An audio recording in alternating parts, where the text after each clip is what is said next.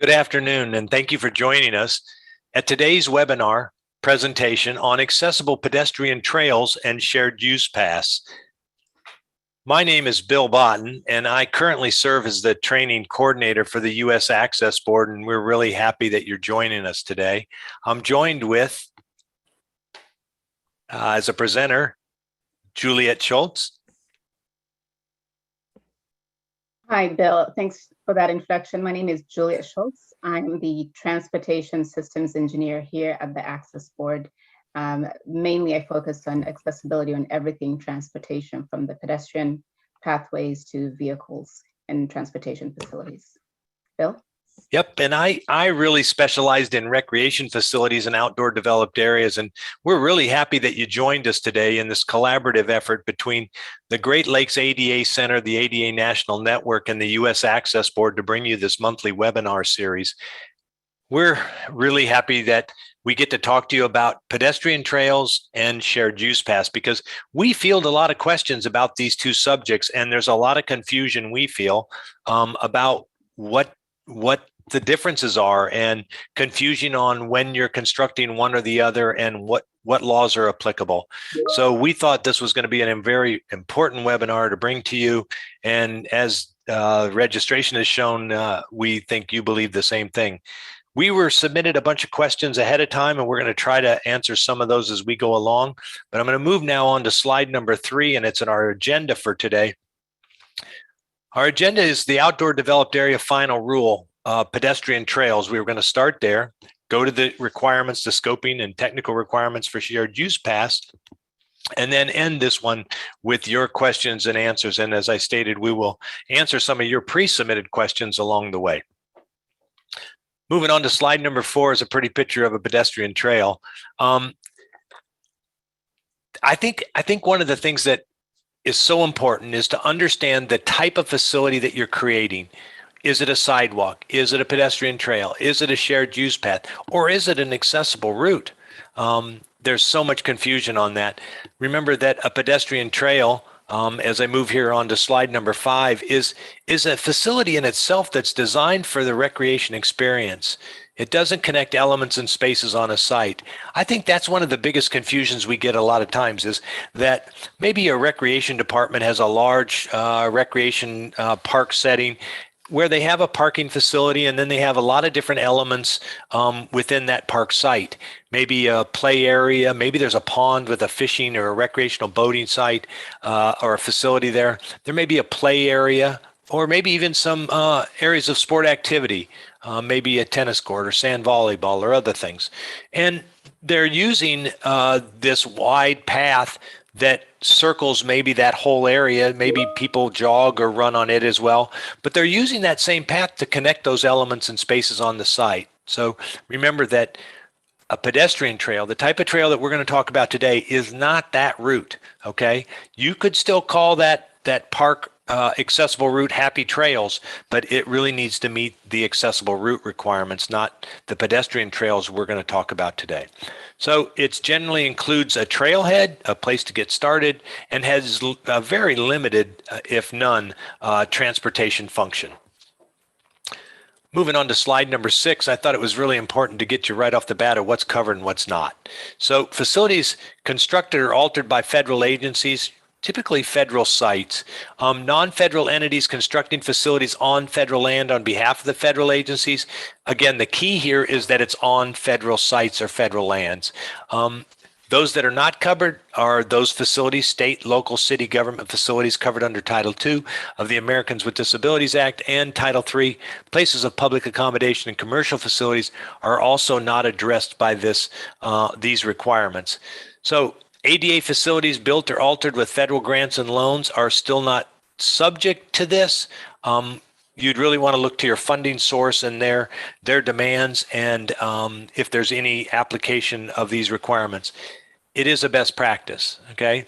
The Access Board is the federal agency that will establish those minimum requirements for facilities covered under the Americans with Disabilities Act when that rulemaking does proceed. It currently has not gone anywhere at this time. It is not It is not an active rulemaking to incorporate the Outdoor Developed Area final rules into the Americans with Disabilities Act. We're going to hear more about in this webinar an active rulemaking process under the public rights-of-ways, and it will be a future rulemaking for the Access Board to open up rulemaking on outdoor developed areas to include not only pedestrian trails, but picnic and camping facilities, viewing areas, and beach access routes were all included under the Architectural Barriers Act for federal sites, and that's currently the application for these pedestrian trail requirements. Again, it is a best practice for those facilities under Title II and Title III. Remember, the overriding obligation of the Americans with Disabilities Act is that your programs, services, and facilities are accessible to and usable by people with disabilities. And so how do I do that in this unique type of facility?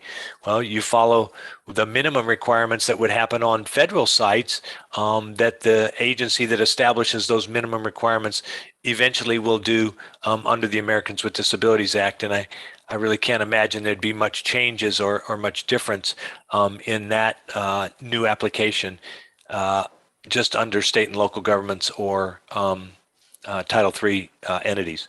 So let's move forward. It does currently is the standard for all new construction and alterations for the Department of Defense under the Corps of Engineers, the U.S. Forest Service and the Department of Agriculture, and those entities, their departments under the Department of Interior as of November 25th, 2013. All new construction and alterations, if constructing one of these trails, and I'll get into some of the caveats of when you scope a trail and it does have to be accessible. We'll talk more about those scoping requirements coming up in some future slides. Let's move on to slide 8, and it talks about where these minimum requirements are found in the Architectural Barriers Act. And on slide 8, I'm showing you the front cover of the available version of the Architectural Barriers Act that was put out in 2015 and is available in a PDF version from the Access Board site. And it not only includes those provisions for the outdoor developed areas, but also emergency transportable housing, 2 supplements that have been added to the Architectural Barriers Act by the U.S. Access Board and adopted by both or all 3 General Services Administration, as you see, the Department of Defense, and also USPS or the Postal Service. So under the Architectural Barriers Act, the scoping requirements are found in Chapter 2. And you notice here that the provision numbers or section numbers actually begin with the capital letter F, not to be confused with 244 in the Americans with Disabilities Act. F244 is in the Architectural Barriers Act and address camping. F245 is picnic. F246 would be viewing. What we're going to talk about today, F247 is trails, and the final new scoping section in Chapter 2 under the Architectural Barriers Act is F248 for beach access routes. I'm going to move on now to slide number 9, and it again shows you the front cover of the Architectural Barriers Act, but it gives you the Chapter 10 location of where you find trails in the Architectural Barriers Act accessibility standards, or what we call ABAS. So you can see the listing here of all the insertions from the Outdoor Developed Area Final Rule, but the one we're going to highlight today is in 1017 that addresses pedestrian trail technical requirements. With any regulation, it's typical that you give the application and then you give some general exceptions, or you, in this case, give conditional exceptions. And when this rule making in the Outdoor Developed Area Final Rule went through, there was a regulatory negotiation committee that was really focused on preserving the outdoor environment, but providing the greatest level of access possible. And in order to do that, they felt that a series of conditional exceptions were needed in order to make sure that the outdoor environment was preserved. And so these conditional exceptions that I'm going to talk to you about, there's 4 of them, apply on a provision by provision basis. And where full compliance with each technical provision is not possible because of the limitations or constraints by this outdoor environment, you do the best you can, right? You do the extent practicable. So in the trail width, if that's required, the minimum trail width is 36 inches. If I can't meet that, I would go to 35.5 or 35 inches. Okay, you wouldn't automatically jump down to another. You would do the best you possibly can to maximize that specific technical provision. When applying the conditional exceptions to portions of the trail and it ends up you're exempting an entire trail or a beach access route, the access board asks to be notified by these federal entities.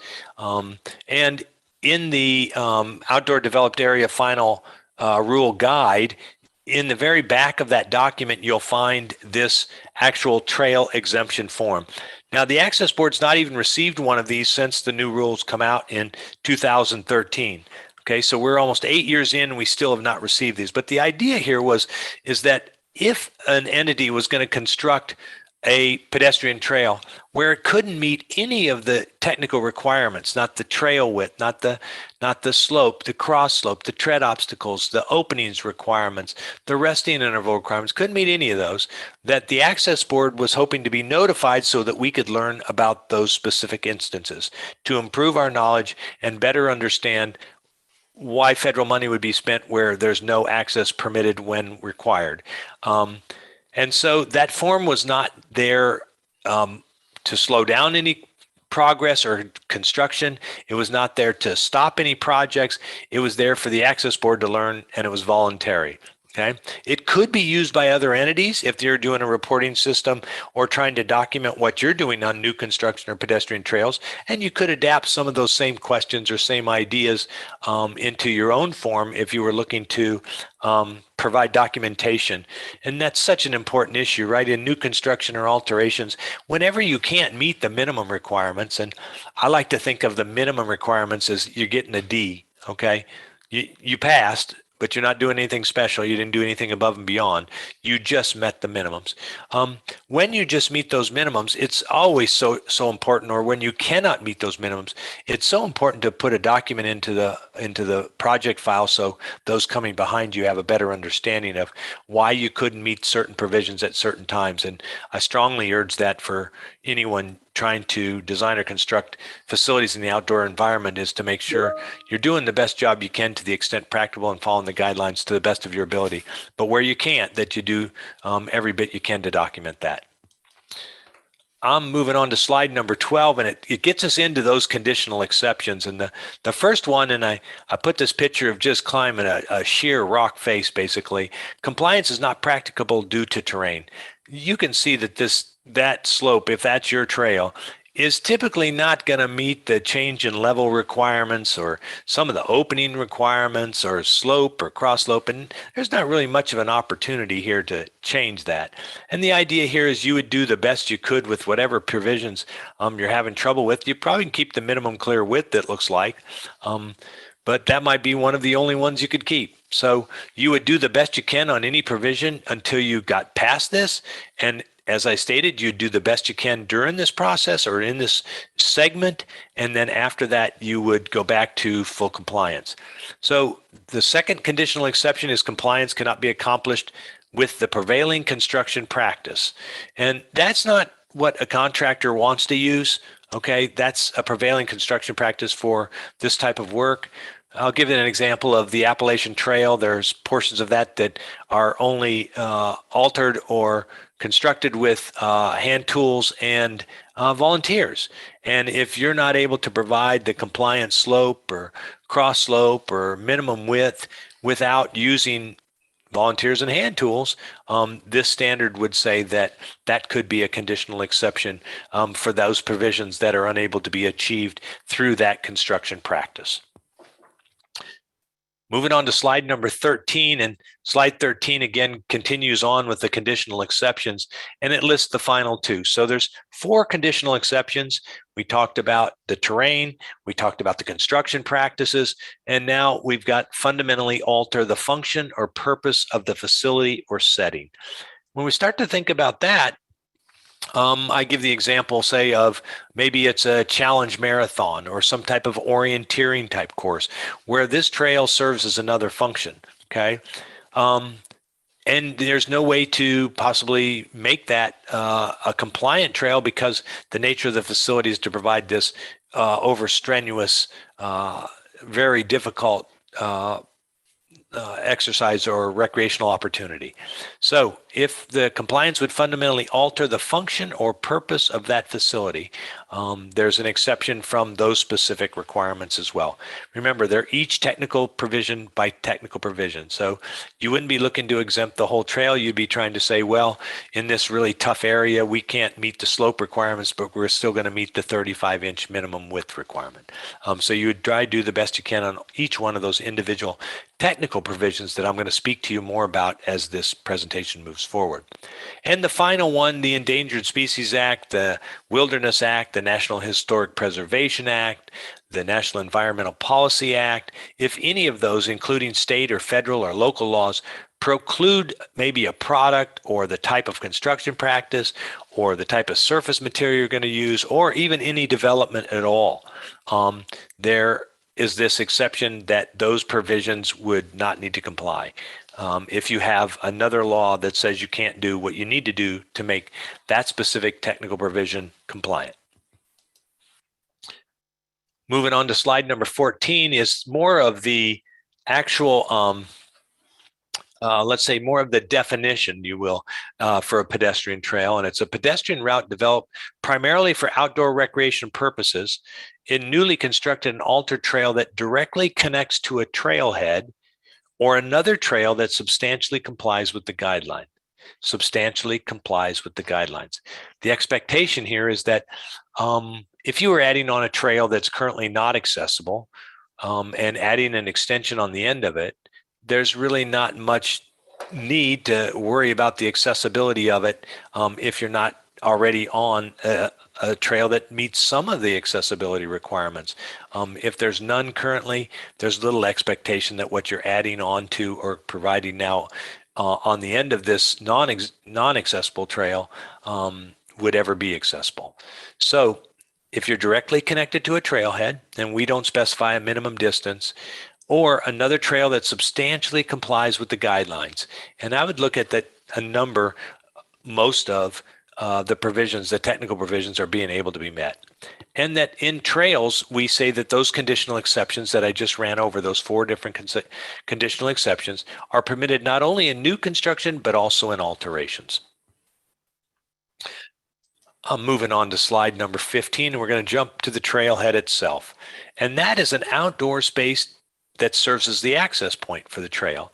So a couple things that aren't considered trailheads is the junction of 2 or more trails where no other access point is provided, or say maybe where people are pulling off to the side of the highway. You haven't constructed anything, they're just using the shoulder, and they've bummed a path or billy-goated a path to where they can join the trail. We don't count anything that you don't design and construct as a trailhead as a trailhead. But when you design or construct a trailhead, elements that you put in that trailhead have a requirement to be accessible. So if you decide to put in trash cans or tables or maybe a water hydrant or maybe a toilet facility, that you would say that 20% of each type of outdoor constructed feature provided within the trailhead would need to meet the minimum requirements, technical requirements, for what we call outdoor constructed features that are found in the Outdoor Developed Area Final Rule in 1011. Continuing on with the trailhead requirements, this isn't something what we've talked about yet, but in the federal requirements, outdoor developed areas, we use this modified accessible route.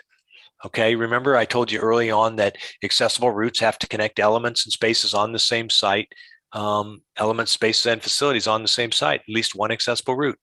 In the Outdoor Developed Area Final Rule, we permit what we call an outdoor recreation access route to be used in lieu of the accessible route in 4 types of facilities: a designated trailhead, a picnic or camping facility, or a viewing area. They're permitted to use this hybrid that's somewhere between an accessible route and a pedestrian trail, never requiring handrails, even if the slopes are greater than 5%.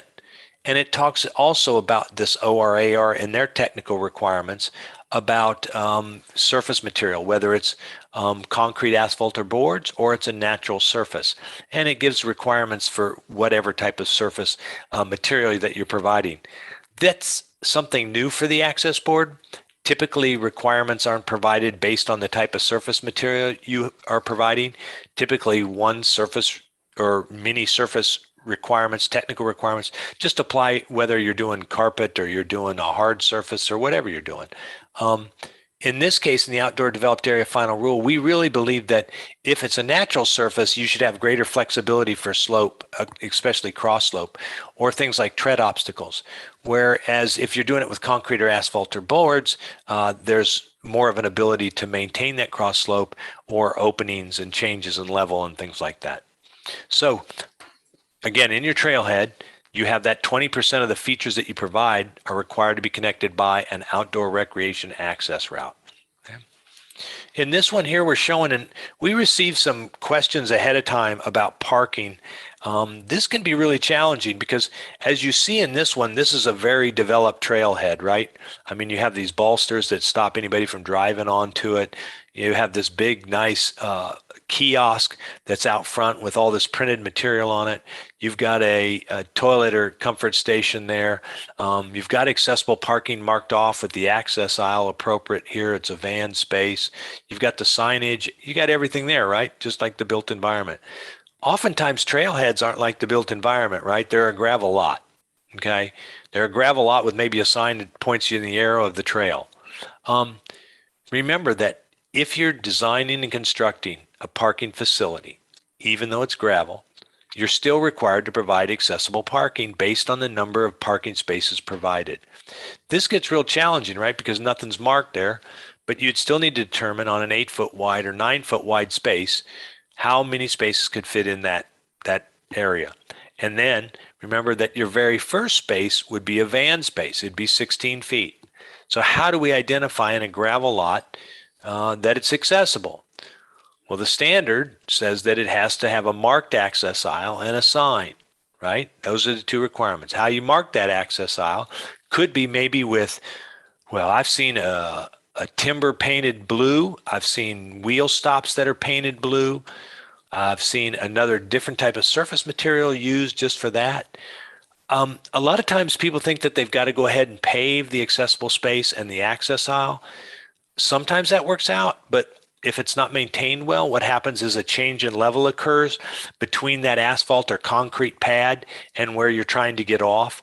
And so it can make it a little bit more dangerous, I think, when you try to do that type of surface. Just make sure that, remember, you want it level. So you're trying to bring up that loose fill product all the way to the level edge of any prepared or concrete or asphalt surface that you're having people park on.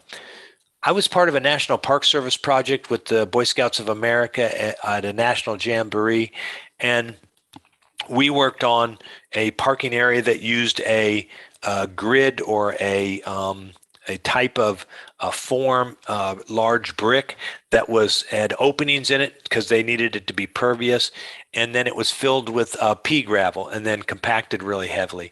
So there may be ways in areas where you have to have a pervious surface to still maintain something firm and stable in that access aisle and mark it for accessibility. But remember, just because it's gravel doesn't mean that it still doesn't have to identify an accessible parking space. And remember, if there's only one, it's a van space. The standard doesn't require signage on your trails, but it says that if you decide to put trail information signs in a trailhead about newly constructed or altered trails, there's a list of 4 different features that are required. So let me just back you up again.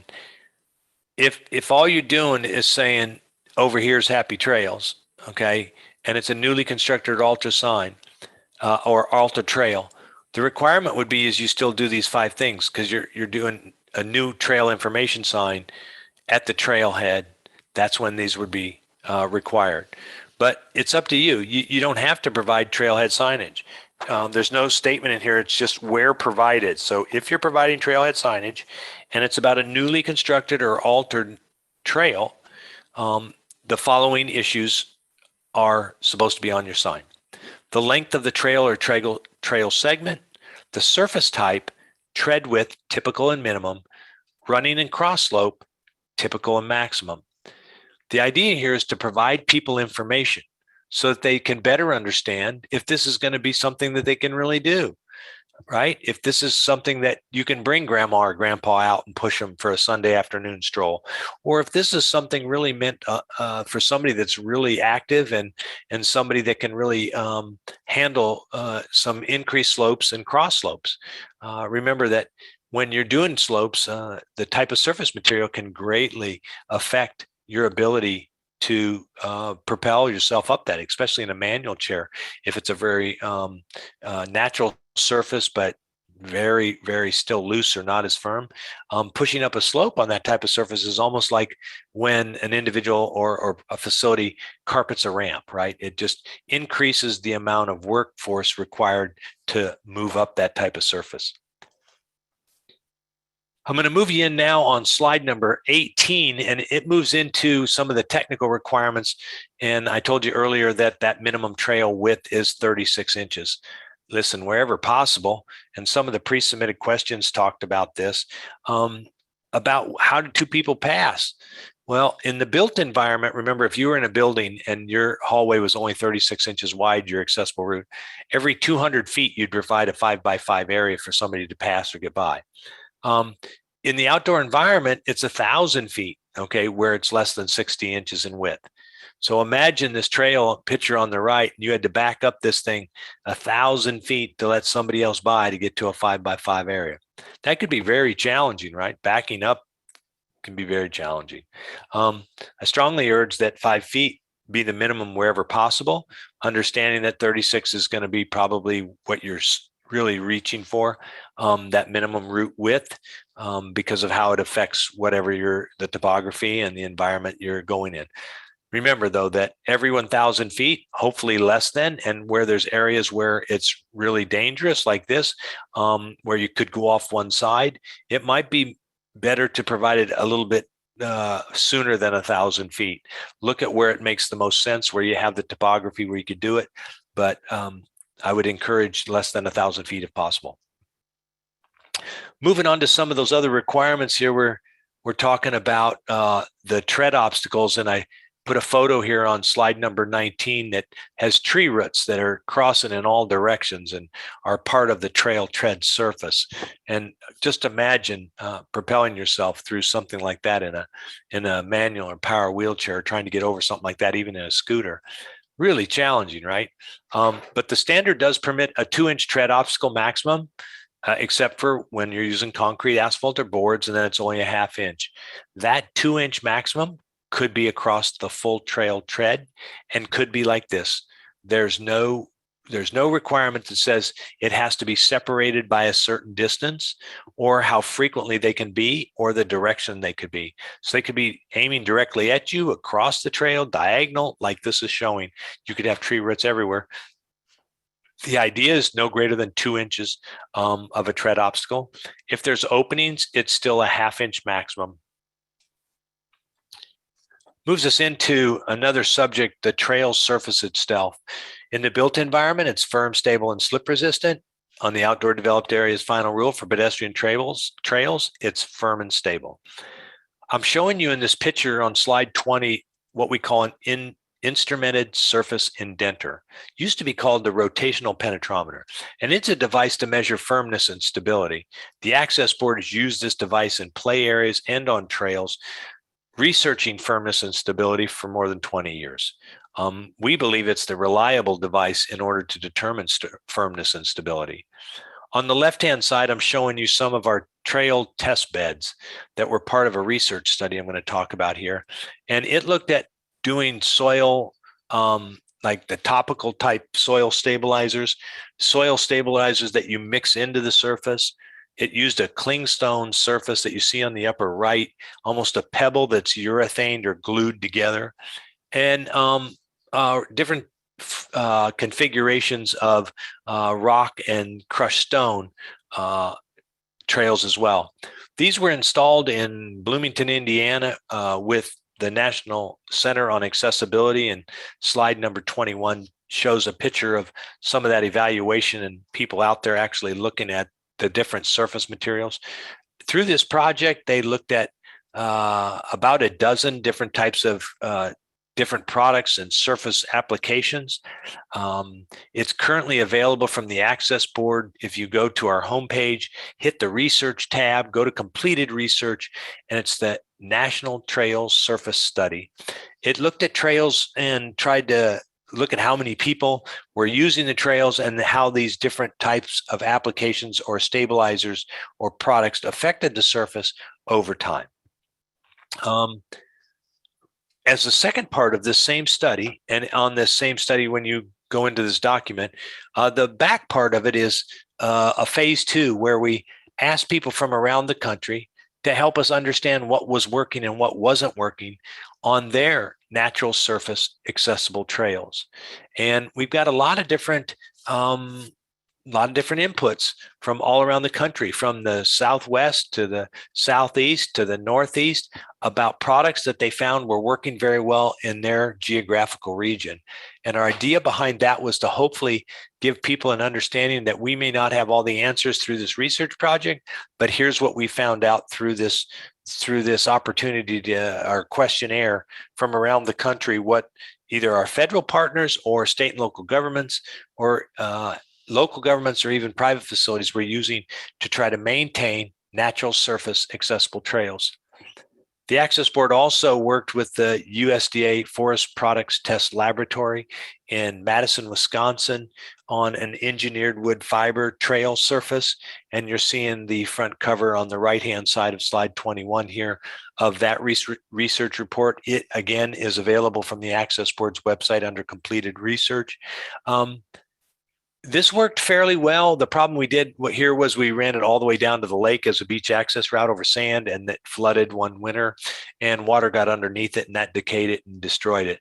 But where water didn't get underneath it, it lasted very well. And I've seen this product last more than 5 years in other applications being used as sidewalks or accessible routes and as trails. So this was using a polyurethane. We coat a cement mixer with PAM or some type of vegetable oil, and then throw in gallons of urethane, a whole bunch of wood chips, bring it out, spread it, flat it out, and make these routes. Again, might be an opportunity to keep a natural surface or a natural looking surface in an environment where you're still trying to provide a firm and stable surface. Slide 22 is moving back into the technical requirements for slope, running slope, and trail segments.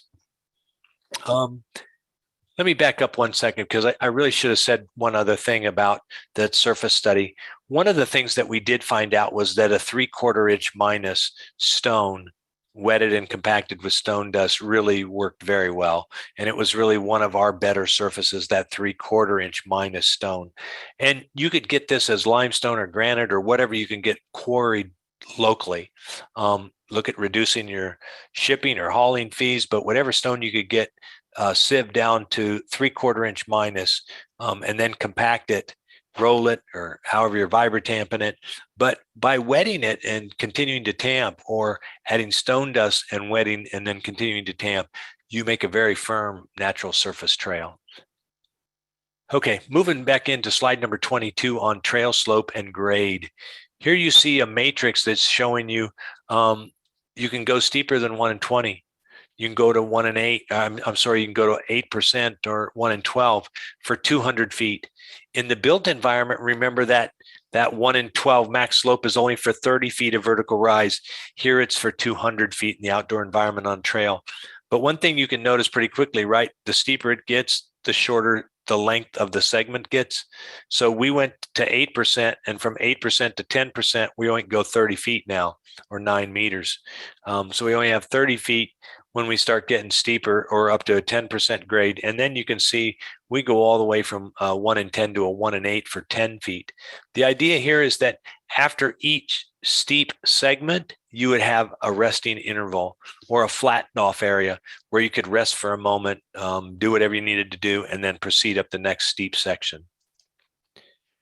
Slide number 23 is continuing on the technical requirements, and it's talking about cross slope. And you can see here that we address it again by based on the surface material you're providing. So cross slope of 1 in 20 max, except for concrete, asphalt, or boards, you're down to that 2% or 148. Resting intervals are at least 60 inches long. And remember that if your trail's not 60 inches wide, remember you have a passing space. Remember it was 1,000 feet. So what you really want to try to do, right, is mirror up or overlap these resting intervals with your passing spaces. Okay, if you're only going to do a 36-inch wide trail, but you start getting into slopes, use your resting interval as a passing space and put it to where it's 60 by 60 and somebody could get out of the way. If you're doing a 60 by 60 and part of that is off the trail, remember you have a turning space, that can be really challenging unless you flatten off first. Okay, coming up a surface and then turning to a flat surface, even though the grade of the trail isn't flat, oftentimes leaves not all four wheels of a mobility device on the ground. So you need to watch that turning space. Concrete, asphalt, or boards is only 2%. If it's a natural surface, again, we give you to 5. In this picture on slide number 23, I'm just showing you a fence opening. And this fence opening doesn't have a gate, but it's just an opening. And so oftentimes what happens is that these trails, you're trying to protect them, right? You're trying to keep the environment the way it is and not allow maybe motorcycles or ATVs or other off-road vehicles onto your trails. They're pedestrian trails. They're not meant to be over-the-road trails. And so what happens oftentimes is people minimize this gate opening size so that they can prohibit those type of vehicles from entering the trail. The standard says that you have to maintain the minimum clear width of 36 inches through this. So you also need to look at, if you're providing gates, that gate hardware be compliant and that you provide something that's accessible per the operable part requirements in Chapter 3. So maintain your minimum width of 36 inches through any trail gate. Slide number 24 talks about an issue for persons with mobility impairments, or that have visual impairments, I should say, or that are blind. And the requirement is that you cannot construct something that overhangs your trail under 80 inches. But that natural features like this one here, a tree branch that overhangs the trail, is permitted, whereas something you constructed is not permitted. 80 inches vertical height for that minimum clear width of 36 inches is required so that somebody visually impaired or blind doesn't run into something that you've constructed, a sign overhanging it or something like that. Slide number 25 talks about routes that connect trails equal a trail. So earlier on, I told you picnic and camping facilities get to use a modified accessible route called an outdoor recreation access route. If you get to a picnic, a camping area, a viewing area, or a pit toilet from a trail, in your camping facility is now the trail requirements as well. So all those technical requirements that I was just sharing with you about trails would apply to those routes connecting these tent pads, connecting to whatever features you provided in a camping facility or picnic facility or viewing area. So if you got there on a trail, even though now you're in a camping facility, that camping facility would be able to use as its connecting routes a pedestrian trail. So on federal sites, even if the trails don't meet the requirements and you construct something out on a trail, those features that you construct still need to meet the minimum requirements for new construction and alterations for the type of facilities that you're providing, even though that trail doesn't meet the guidelines. And any outdoor constructed feature that you do provide, tables, grills, fire rings, hydrants, still need to be compliant. Slide number 26 is the slide that shows you the front cover, the outdoor developed areas, final rule, technical assistance guide. And this is a beautiful path in, I believe it was South Carolina, over to a lake. And it was actually a concrete path that had been overtaken by pine needles. It made it look very natural. It still is pretty firm and stable, but look at what oversweeps your trails. You know, the trail maintenance issue, what what growth is happening all around the trail, things like that obstruct that minimum 36-inch width and that 80-inch vertical clearance. I told you about some of the features that there's this form at the very back of this guide, and this guide is available from the Access Board's website. What you do is you go from the homepage to the link to the Architectural Barriers Act, and it's in a drop-down menu that says Standards and Guidelines. You have a choice to go to the Americans with Disabilities Act or the Architectural Barriers Act. If you go to the Architectural Barriers Act and do the drop-down menu, and as soon as you do, hit Technical Assistance Guides, and then down on the lower left will be your opportunity to get this guide. We also offer it as a PDF where you could print the whole thing. Also in this guide is some of the information that Juliet's going to share with you, but also it gives kind of a matrix at the end with some key design features, and also a matrix that shows and compares some of the technical requirements about minimum widths, cross slopes, anything like that. There's a matrix at the back so that you can better understand what type of route it is you're constructing, and making sure that you apply those minimum requirements in any new construction or alteration. Next, I'm going to move on to slide number 27 and turn it over to Juliet. Thank you, Bill. So I'm going to switch topics here to shared use paths. And as Bill may have mentioned earlier, while colloquially trails and shared use paths may be referred to as trails, for accessibility, you'll want to really look at the intended use of the facility. Because if it is indeed a trail, as has been described in Bill's segment of the presentation, you'll be looking at the ABA, the Architectural Barriers Act, for accessibility requirements. If it is a shared use path, you'll want to look at the Public Right-of-Way Accessibility Guidelines, which you'll also hear me refer to as PROAG, for shared use path technical requirements. This first slide here, you see a picture of a shared use path. It's multi-use. You have a family, the mother running and someone on a bike, and the young kid on rollerblades. So it's multi-use. Let's move on to the next slide, slide number 28. So let's look at the key elements of a shared use path, and you kind of see how they differ from a trail. Shared use paths are intended for multi-use. So you have walkers, runners, joggers, skateboarding, roller skating, biking. They're commonly designed for two-way travel. They're intended for both recreational and transportation use. You can see on this image here on the slide, you have someone in a wheelchair alongside someone on a bike on a shared use path. Shared use paths have a bicycle transportation focus as well. They might connect maybe two subdivisions. They're machine layered, or in other words, the surface is improved. They can be located either on an independent corridor, so they might run through a park, or they can be adjacent to the roadway, so they essentially within the public right-of-way. And before I move on to the next slide, I just want to touch on a pre-submitted question about how do the interpretations of shared use path guidelines differ between urban and suburban applications? So the definition is the same in terms of what a shared use path is, not dependent on the location. But the few variations I'll point out will be when it comes to the grade of the shared use path. That will depend on where it's located, whether it's on an independent corridor or it's in the public right-of-way.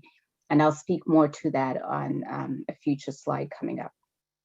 Let's move to slide number 29.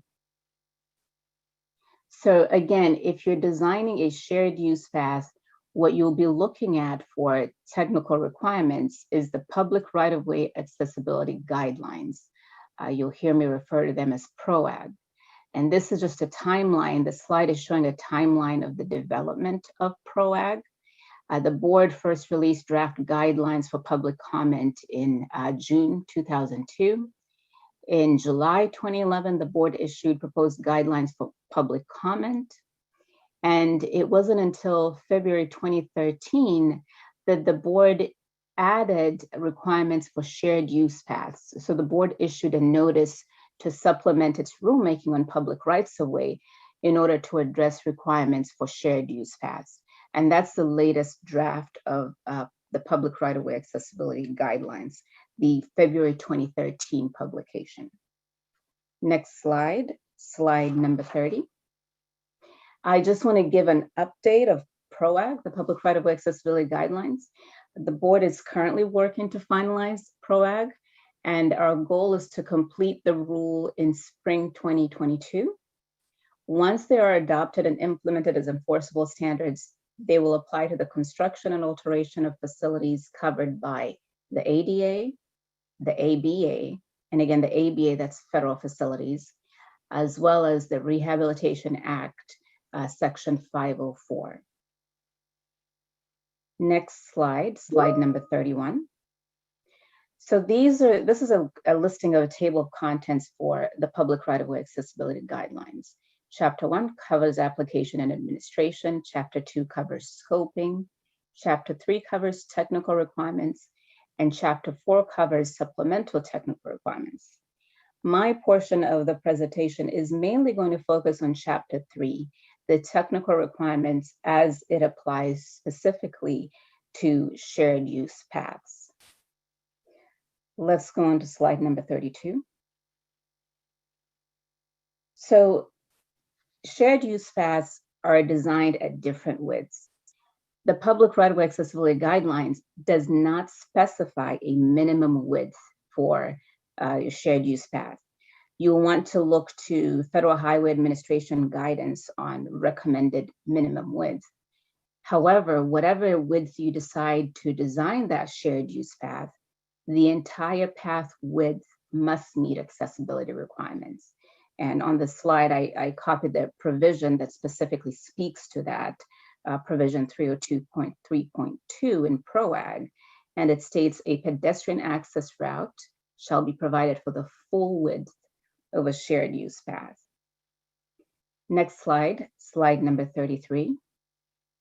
So if you remember, Bill talked about passing spaces for trails. There are passing space requirements for shared use paths as well. However, there's a slight difference. So with a shared use path, if you're designing it less than 5 feet wide, you must provide a 5 by 5 passing space area every 200 feet. And keep in mind the distinctions between the distance between the passing spaces. If you have a shared use path, which is every 200 feet minimum, and trails, which was 1,000 feet minimum.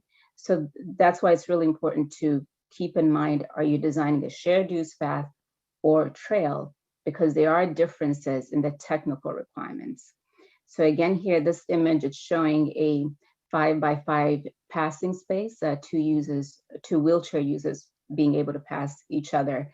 And again, remember, shared use paths are designed for two-way traffic.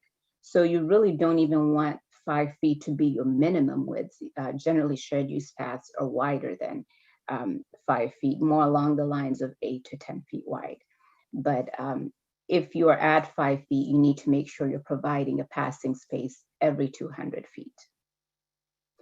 Next slide, slide number 34. So we talked about the width of a shared use path, and now we're going to consider the grade of the shared use path. And again, this is measured in the direction of travel.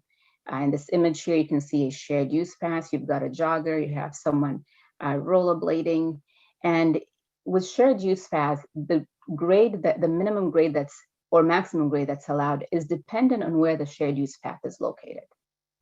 So if it's located within the right-of-way, this could be running adjacent to the roadway. The shared use path grade is allowed to match the grade of that adjacent road. So where you have your shared use path running parallel with the roadway, alongside the roadway, if the roadway goes up to 8%, 7%, the grade of your shared use path can follow along with the grade of that roadway. Next slide, slide number 35. Now, if your shared use path is located outside the right-of-way, So maybe it's in a park setting and it runs through a park, or it's in a connecting to subdivisions, or maybe it's on a site. There you're limited to 5% maximum in terms of your grade. Okay, so you're looking at two scenarios: whether you're located within the right-of-way, you can follow the grade of the adjacent roadway. If you're in an independent corridor or outside the right-of-way, then the maximum grade allowed is 5%. Next slide, slide number 36. Now let's look at the cross slope. For shared use paths, the maximum cross slope, and this is measured perpendicular to the direction of travel, the maximum cross slope is 2%. And again, remember, here's another difference between shared use paths, cross slope requirements, and trails. With trails, the surface material was a factor in terms of what's allowed for the cross slope. With shared use paths, your maximum cross slope is always 2%. And in this image, it's showing a lady jogging on a shared use path, and you can see it's maintained at 2% cross slope. Next slide, slide number 37. So you have some exceptions in terms of your cross slope where you're able to exceed that 2%. When your cross slope, like in this image here, comes up to an intersection that is signalized. As the shared use path goes through that intersection, that's a signalized intersection, you're allowed to have a cross slope up to 5% maximum. Again, this is where your shared use path is crossing a signalized intersection. You can go up to 5%. Next slide, slide number 38. The other exception for that 2% cross slope is when your shared use path intersects the roadway mid-block. So in this image here, you can see the shared use path is intersecting the mid-block of the street. Within that street, you're allowed to have a cross slope that is equal to the grade of the street. So if the street here is running at 5%, then your shared use path cross slope across that roadway will be 5%. So just to recap the cross slope requirements, it's 2% maximum unless you're at a signalized pedestrian street crossing where you can go up to 5%, or you're at a mid-block crossing where the cross slope is allowed to meet the grade of the street. Next slide, slide number 39. You'll see pedestrian street crossings that have marking, as in this image here, and sometimes they don't have crosswalk markings. The public right-of-way accessibility guidelines are silent on pedestrian street crossing markings. They neither require them nor prohibit them. So for pedestrian street crossing markings, you'll want to look to guidance such as the manual and uniform traffic control devices to see what is recommended. Next slide, slide number 40. We're going to switch to discussing what type of surface is permissible on a shared use path. And again, here, this differs from trails. So for the shared use path, it's a prepared surface. It has to be firm, stable, and slip resistant. We show two images here. One of them has a brick on the shared use path, which is not prohibited, but usually not necessarily the best material to use on a shared use path. There are maintenance implications. You have to keep a closer eye on it than you would if it was, concrete or asphalt.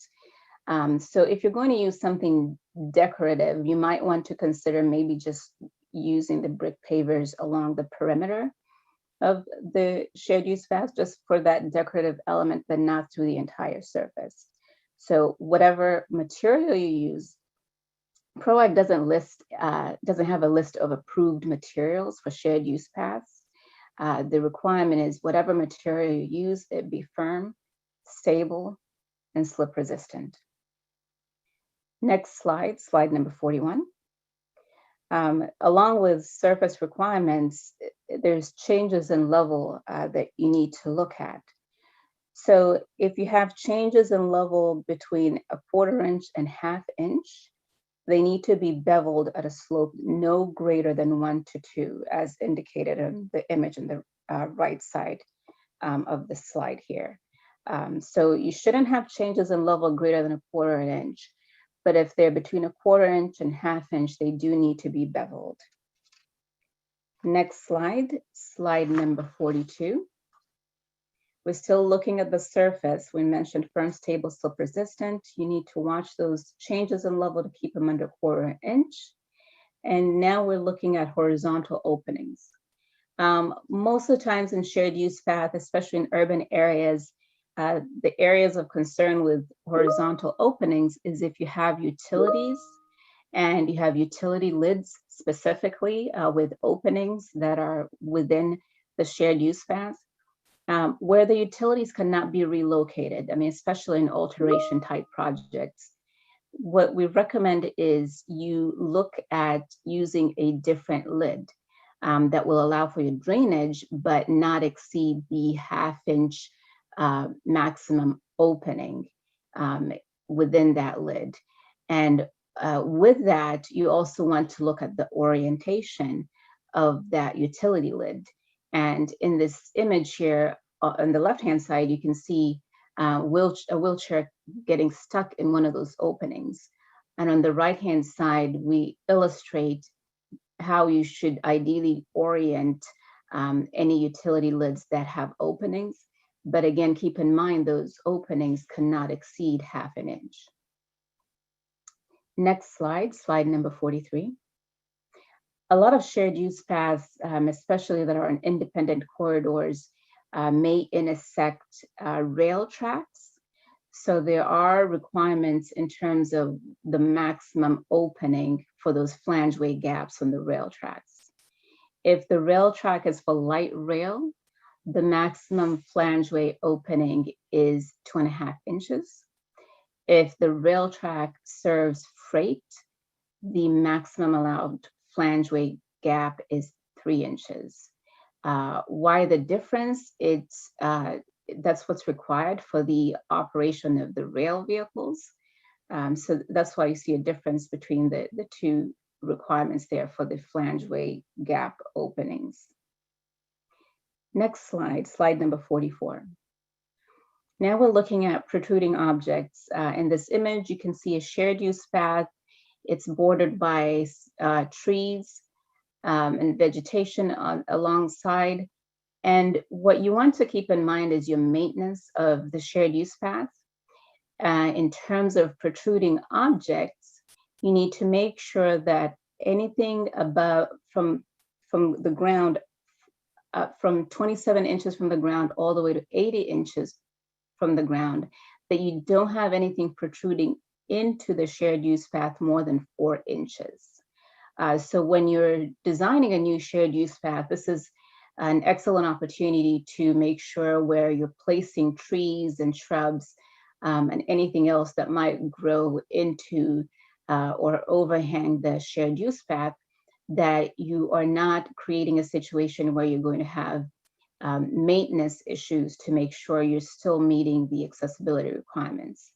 If you can imagine a blind pedestrian using the shared use path, they'll generally be trailing along the edge of that shared use path. And so that's why it's really important to make sure that you're minding those protruding objects. And again, this is best tackled when you first design the shared use path and decide what kind of trees and that you're going to plant along the side of that shared use path. Next slide, slide number 45. And another issue that comes in with protruding objects is where you have post-mounted objects.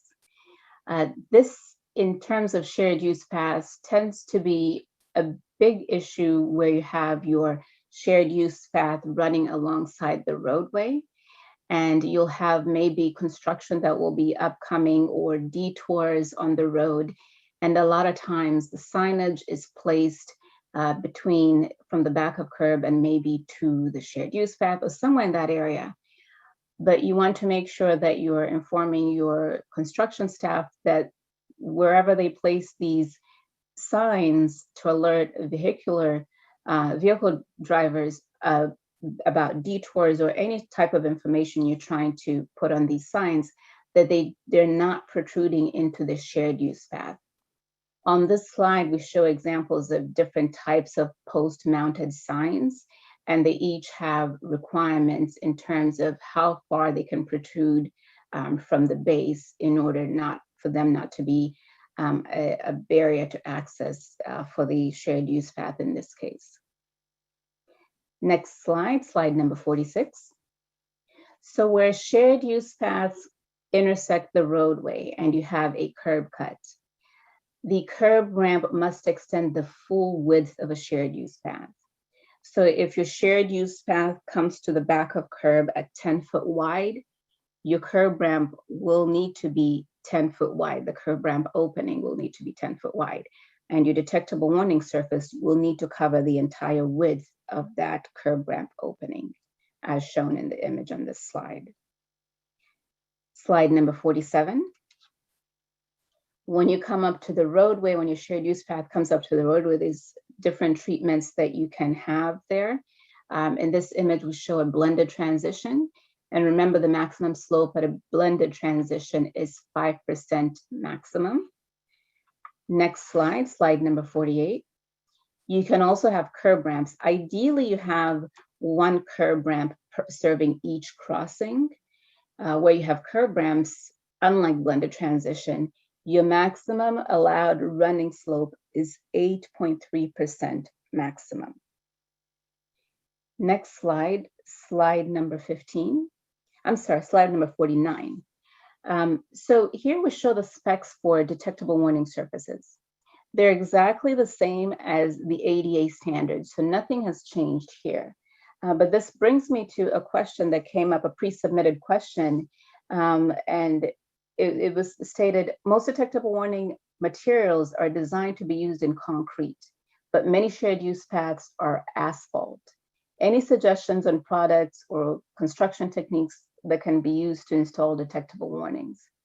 One thing you might want to consider if you have an asphalt shared use path is for the part of the shared use path where you're going to be putting the detectable warning surface is to pour concrete there. That will allow for easy installation of the detectable warning surface. So that's something you might want to consider. Next slide, slide number 50. Here we're showing detectable warning surface at grade rail crossing. So if your shared use path will be crossing rail tracks, you need to make sure you have detectable warning surface. If you have a pedestrian gate, you want to make sure that detectable warning surface is on the outside of that pedestrian gate. In other words, you don't want to trap the pedestrian between the gate and the rail tracks with that detectable warning surface. If you don't have a gate, then you can put your detectable warning surface anywhere between 6 feet to 15 feet of the near rail. Next slide, slide number 51. So the exception really is in new construction, you should be able to design and construct a shared use path that's fully compliant. Understandably, there are constraints in a lot of areas, depending where the shared use path is being built. And so we'll look at physical constraints first, which could be the existing terrain or infrastructure. Maybe a lot of the area has already been developed, and so there's no right-of-way availability. There might be a notable natural feature, maybe a river, maybe, it's just some natural feature that's a constraint to you being able to design the shared use path fully compliant. So ideally what you want to do in cases like that is in your design documents, you want to make sure you make note of what the constraint was and why you weren't able to make the shared use path fully compliant. That way, in the future, when someone has to maintain it or even defend the design decision, there's documentations on what decisions were made and why. Next slide, slide number 52. You could also have regulatory constraints. So in addition to right-of-way availability, maybe a natural feature being in the way, there might be federal, state, or local laws that prohibit you from being able to design the shared use path fully compliant. You might have endangered species in the area that you have to design around. You might have environmental issues that need to be mitigated. You may have an archaeological feature that you have to design around in a way that your shared use path may not be fully compliant.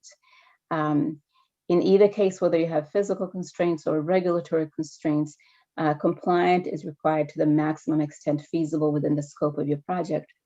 And again, you want to make sure you're documenting so that those coming behind you know what decisions were made and why. I'm now going to turn the presentation back over to Bill. Thank you, Juliet. And I think it was really important throughout your presentation where you highlighted some of those differences between the trail and shared use path, because that was really what we were trying to help you understand today, is those differences, and understanding that when you're designing these two unique types of facilities, that you really designed to meet or exceed those minimum requirements. I have up slide number 53, and it's the question slide where we answer those questions that are coming in the Q&A area. Questions submitted in the chat area will not be addressed. Okay, I wanted to address some of the questions that have been coming in, and I think both Juliet and I did a good presentation to try to highlight those unique differences. But as you saw with some of those conditional exceptions, some of the provisions are very similar. Those conditional exceptions, or those exceptions from compliance when there's elements, other laws, architectural issues, cultural issues, some of those features. And you saw in the protruding object requirements, one of the questions that had come in, and they were asking about trails at the time, but it's, as Juliet shared with you, both of the requirements for each type of facility here does not allow you to construct something that overhangs your minimum width requirements. So the idea here was that somebody that is on that route, that trail, that shared use path, doesn't have to worry about ducking from anything other than a natural feature. So if you had a tree that overhung it and you couldn't maintenance wise, you couldn't maintain that for some reason, typically you're going to want to maintain cutting brush back to maintain that minimum clear width and vertical clearance wherever possible. But if you did have a natural feature that you couldn't do something with, maybe it was a rock overhang or something that overhung the minimum width and you couldn't do anything about that, it is permitted by the standards.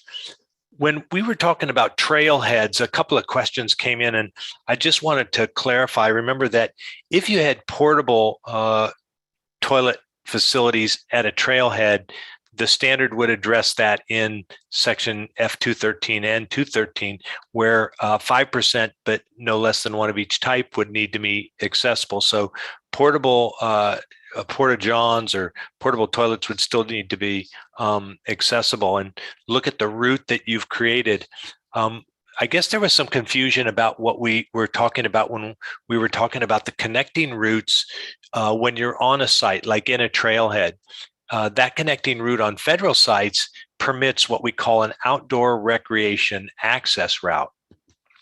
And that outdoor recreation access route is that hybrid or modified accessible route that permits greater slopes, greater cross slopes based on the surface material type, and never handrails.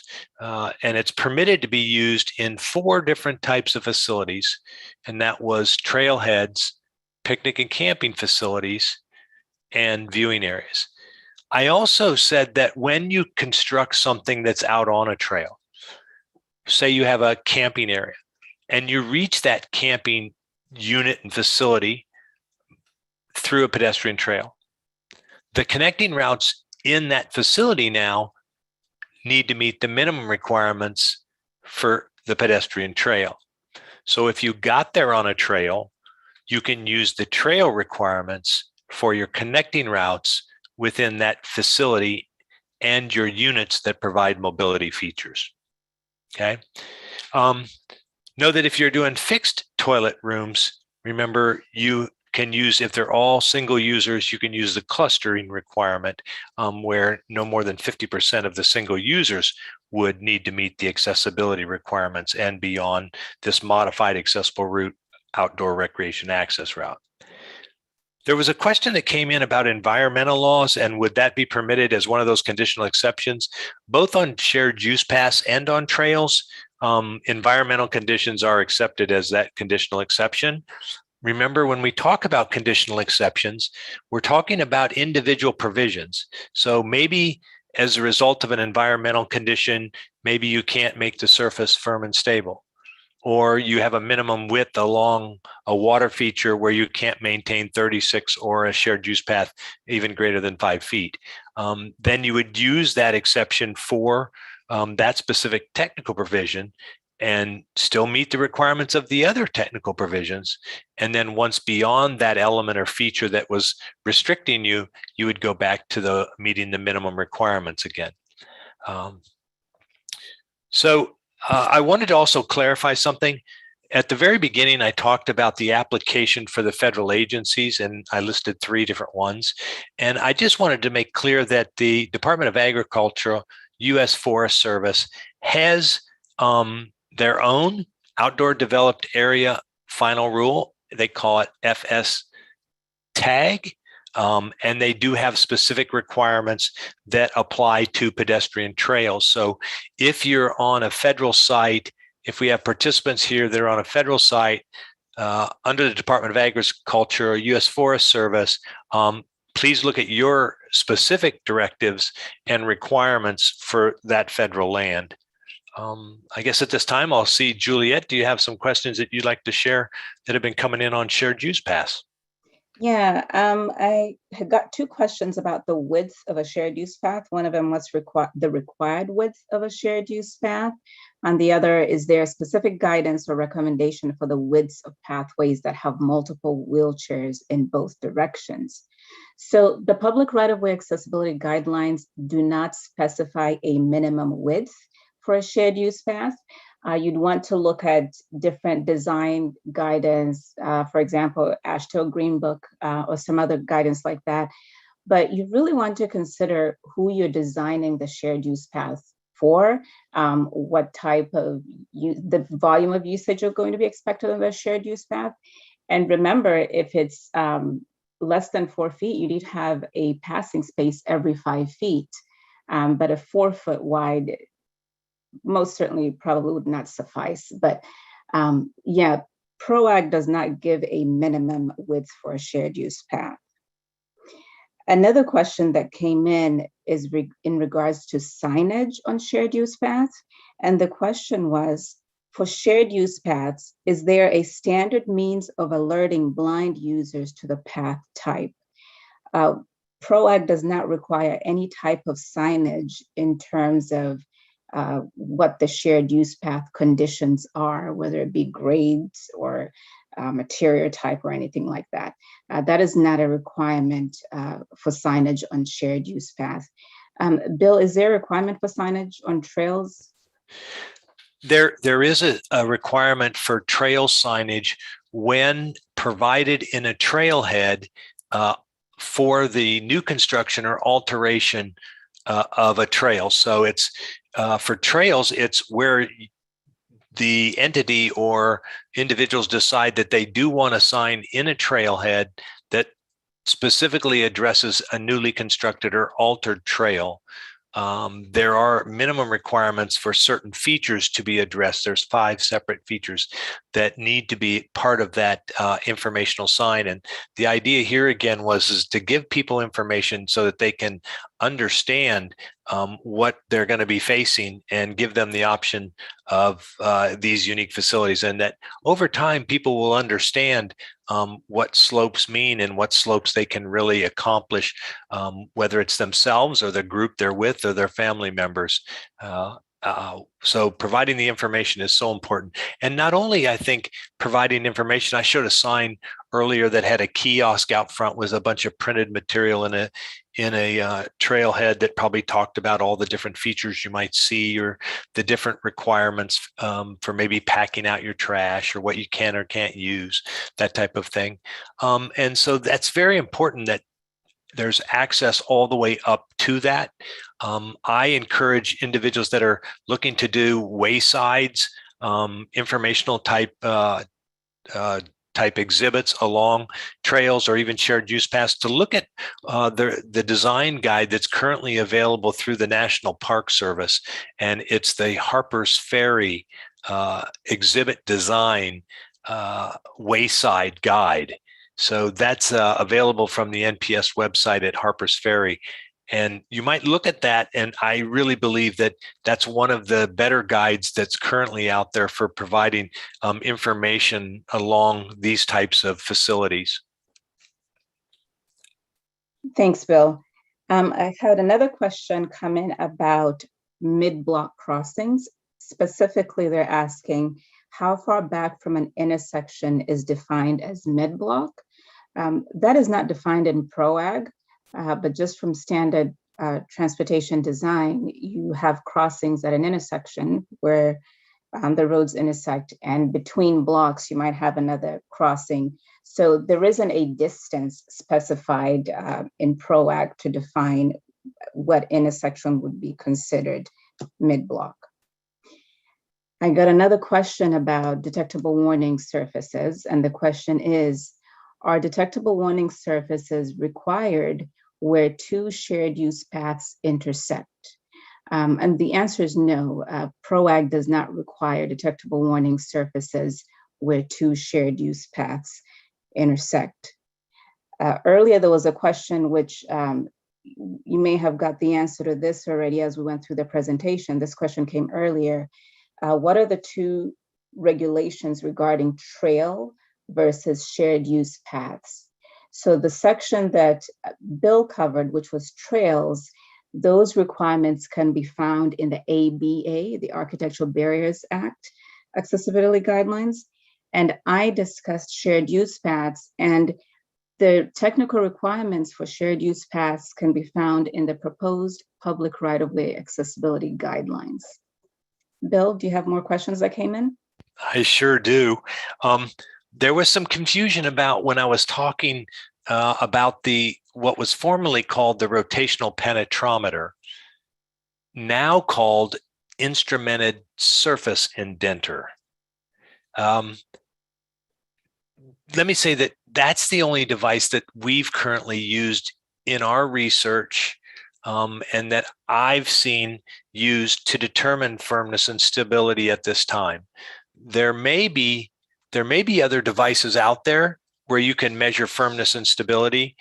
If you look at the research that the Access Board's done, our values are based on that device. And I've worked with the device now for about 20 years in the playground environment and in trails.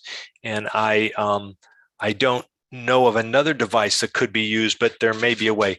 Remember, if your surface isn't very firm or very stable, you don't want to go very far on that surface material, right?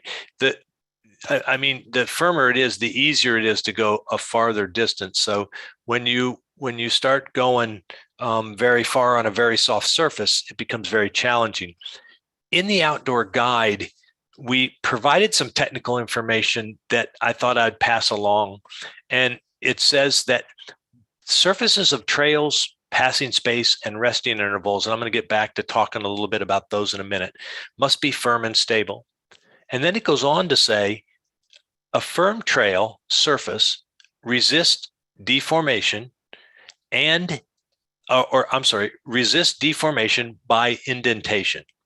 And when I think of that, I think of if you push through a loose fill product or a natural surface, and you can see indentations from where you've gone through, whether it's your footprint, or imagine trying to push your young child in, say, an umbrella stroller. And it's really almost impossible to push them through. You almost have to turn them around and pull them through it. If you're leaving an indentation, I would think that you're not very firm. And a stable trail surface is not permanently affected by expected weather conditions and can sustain normal wear and tear from the expected uses between planned maintenance. Okay. Those are the two kind of definitions that we give in the outdoor developed area final rule guide. There was questions about this device as well, where they were asking, do we know of anything cheaper that could be used than this device? And I'm sorry that I don't. There may be other devices out there that you could use to measure firmness and stability of a natural surface trail. I don't know what that device would be right now. I told you I'd come back to this resting interval and passing space requirement. There was a question that was asking how frequently should resting intervals be within the trail? And remember, it's based on slope. Okay, so when you look at in the standard in 1017.7.1, it talks about running slope. And based on how steep you are, resting intervals become more frequent. Okay, so if you're at 5% up to 8%, you get a resting interval every 200 feet. Okay, and that's more frequently, remember, based on slope than it would be for a passing space. On passing spaces, I showed you a picture of a 36-inch wide trail that had a pretty severe drop off one side. And we talked about that 1,000 feet was the minimum requirement for a passing space. And you can see that if you're over 5% up to 8%, you would be doing this passing space, this flattened off area, every 200 feet. The trick is going to be able to make your resting intervals and your passing spaces overlap and serve as both purposes with one location. When you get over 8% running slope up to 10%, it's every 30 feet is the requirement for starting to have a resting interval. And if you're over 10% and up to 12%, it becomes every 10 feet a resting interval would be required. Juliet, do you have another question?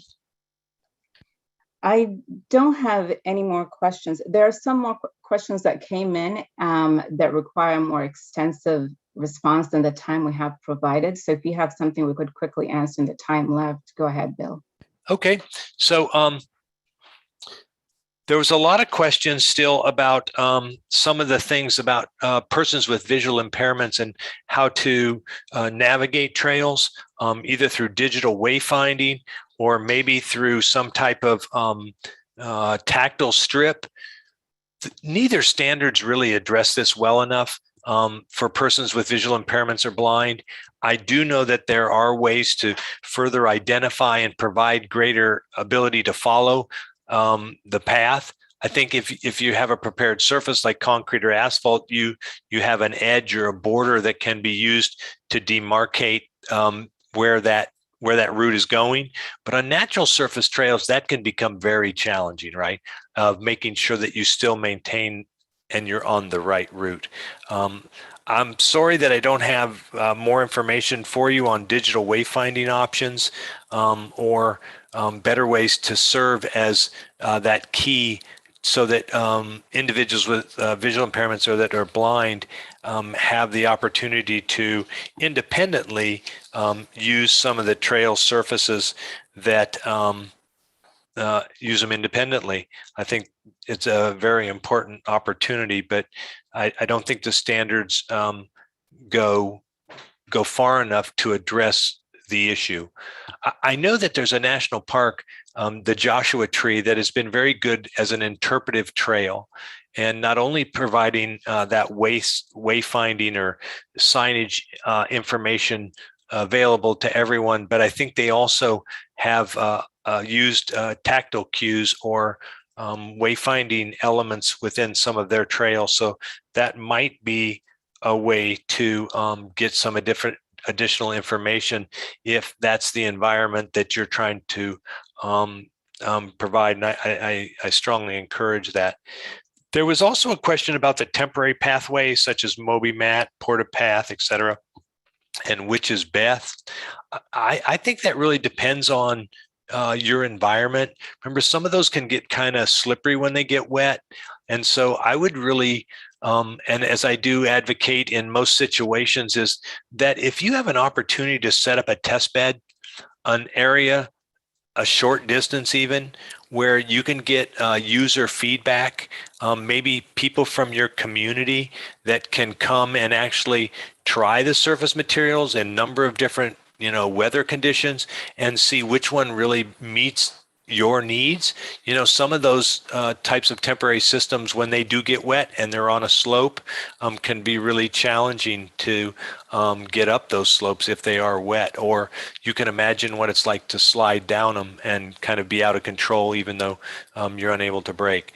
So I would strongly urge that no matter if it's a natural surface or a temporary surface, that you make sure that the community that's going to support and use these in your community is on board with the type of surface material you're going to choose.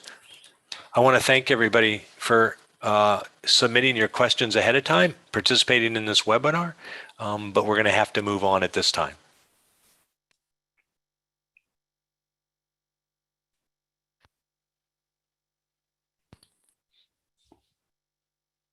Okay, that's all the time we had today for questions, and I'd like to move on here to slide number 54 that has our contact information on it. And let me first say that the information that we've presented to you today, whether it's in the Architectural Barriers Act for pedestrian trails or currently in PROAG, and you can reach those again from the Access Board's homepage, Guidelines and Standards.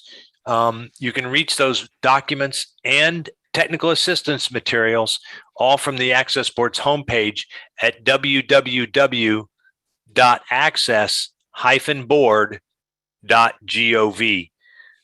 The Access Board has a bunch of resource materials too that are also available from that same website. When you go on to the Architectural Barriers Act or you go on to the Americans with Disabilities Act, there's an option right in the center of your page or in the upper right, both places, that say that you can view the ADA or ABA guides. And so that's how you get the link to the guides for the built environment up through Chapter 6, and also the Technical Assistance Guide for Outdoor Developed Areas under the Architectural Barriers Act. Technical assistance materials, as well as the other recreation facility guides that are also available. The Access Board also has a series of animations on the built environment. You reach those by our homepage, again, at www.access-board.gov. And at the bottom of our homepage is this carousel where you can scroll through the 8 different animations that we currently have. And one there is on parking that may be helpful when designing facilities, Trailhead or other facilities that support or serve the type of pedestrian trails or shared use paths we've been talking about. The Access Board also provides technical assistance on its guidelines and standards at 1-800-872-2253. And that's our voice communication number between 10 and 5 p.m. Eastern Standard Time every day, but Saturday, Sunday, and Wednesdays after 3 we're not open. We do have a unique feature, though, that is you can leave us a voicemail message that will be answered the next business day, or as soon after that as we can possibly get to you. So we do have the option that if you're calling on a weekend or calling after our hours, you can leave a voicemail, or if you're just on hold and we have a big backup of callers we're trying to assist at the time, there's also the option that you can go ahead and just leave the voicemail instead of waiting. We also have the option to get technical assistance at our email, ta@access-board.gov. We also have specific email boxes for both rights of way and outdoor. Outdoor is just that, outdoor at access-board.gov. And for issues on shared use paths, you can send your email to row@access-board.gov. While you participated today, you have an opportunity on slide number 55. I'm showing you the continuing education opportunity with the course number, the date of this. And if you have any questions about your continuing education credits, contact the Great Lakes ADA Center, and I'll have their information here up on the next slide. Slide number 56 that advertises the next webinar in this monthly series. Hard to believe, isn't it? We're already talking and looking forward to September, but September the 2nd will be the common sources of confusion. And this is where we have an opportunity once again to bring up those issues that the Access Board staff faces on a daily basis through those technical assistance opportunities that I've already just shared with you, whether it's through email or phone. We get some that are pretty consistent and then some that are just we've never heard before. And so we will come to this webinar, and we're hoping that, you know, you have an opportunity here to reach out to the Access Board and share some of your common sources of confusion. But also, if you register for this event, you have the opportunity to pre-submit a question and tell us what your common sources of confusion are with either the Americans with Disabilities Act or the Architectural Barriers Act, and we'd be happy to address those on September the 2nd at this same time period coming up. Again, your questions can be answered through the accessibilityonline.org website or by calling 877-232-1990. I want to thank you for participating in today's webinar and hope that you'll join us next month for Common Sources of Confusion. Have a great afternoon. Good afternoon, and thank you for joining us at today's